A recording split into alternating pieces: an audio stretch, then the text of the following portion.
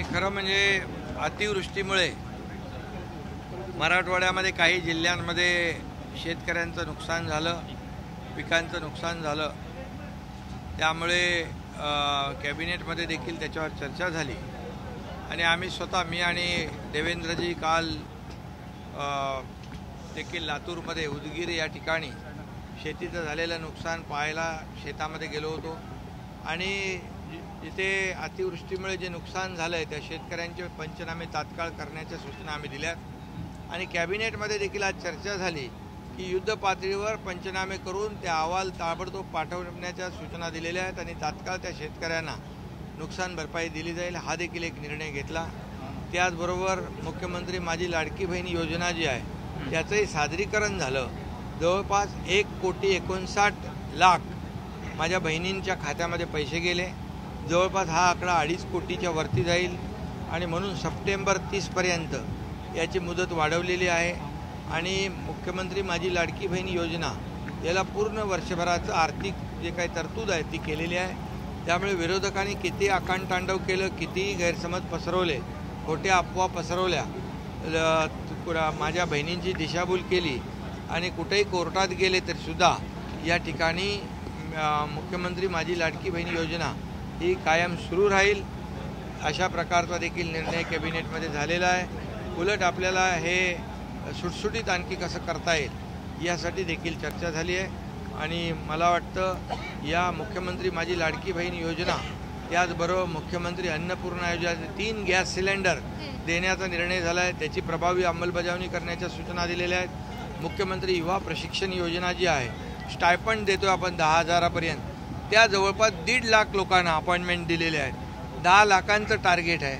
त्यावर देखील प्रत्येक जिल्हाधिकाऱ्याला 30,000 युवकांचं अप्रेंटिसशिपचं टार्गेट दिलेलं आहे आणि ते देखील युद्ध पातळीवर काम चालू आहे. तरुणांच्या हाताला काम मिळेल आणि बेरोजगारी कमी होईल. आणि या सगळ्या ज्या काही योजना आज आम्ही सुरू केल्या आहेत, मुलींचं मोफत शिक्षण आपण केलं, हायर एज्युकेशन, त्याच्या देखील अंमलबजावणी करायला सांगितले. वयोश्री योजना आहे ज्येष्ठांची, 3,000 रुपये डायरेक्ट DBTमध्ये टाकण्याचं, त्याची अंमलबजावणी प्रभावीपणे करण्याच्या सूचना दिलेल्या आहेत.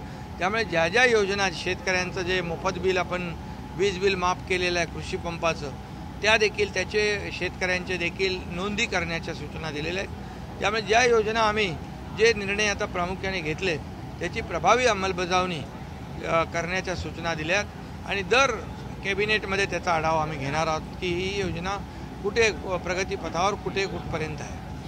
त्यामुळे या योजना ज्या आहेत त्या सुरू राहतील. योजनांच्या निमित्तानं फेक नरेटिव्ह सेट करण्याचा प्रयत्न विरोधकांकडून होत असं वारंवार दिसून येतं. फेक नरेटिव्ह तर ते सरकार स्थापन झाल्यापासूनच करतायत.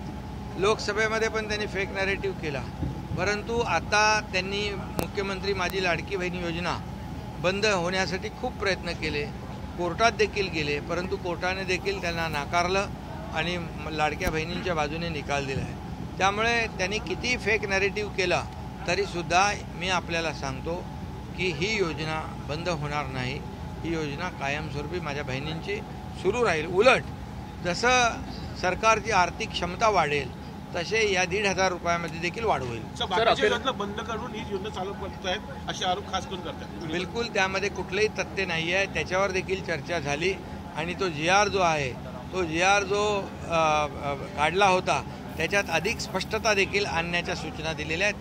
त्यामुळे ज्या योजना पूर्वी सुरू आहेत एकही योजना त्याच्यातली बंद होणार नाही. या नवीन अधिकच्या योजना आपण सुरू केलेल्या आहेत. त्यामुळे या नवीन योजना राबवत असताना त्या उलट प्रभावीपणे राबवल्या पाहिजे अशा प्रकारचा निर्णय झाला आणि जुन्या ज्या योजना जेवढ्या योजना जुन्या आहेत या सगळ्याच्या सगळ्या योजना कायम सुरू राहतील. अखेर आपटे मुंडीकर आहेत, त्यांना अटक झालेली आहे काल रात्री. मी त्याच्यावर बोललो. आपटे असू द्या नाही तर आणखी कोणी असू द्या, गुन्हेगार जो आहे तो कुठेही जाऊ शकत नाही. पोलिसांनी अरेस्ट केलेली आहे, त्याची चौकशी होईल, त्याच्यावर कायदेशीर कठोर कारवाई होईल. परंतु विरोधक जे दुर्दैवी राजकारण करतायत त्यांना माझं एवढं आव्हान आहे की छत्रपती शिवाजी महाराजांच्या नावाचं राजकारण आपण करण्यापेक्षा छत्रपती शिवाजी महाराजांचा भव्य दिव्य असा पुतळा आम्ही तिथे उभा करू. त्याच्यामध्ये काही विधायक सूचना असतील ते करा. ABP माझा, उघडा डोळे बघा नीट.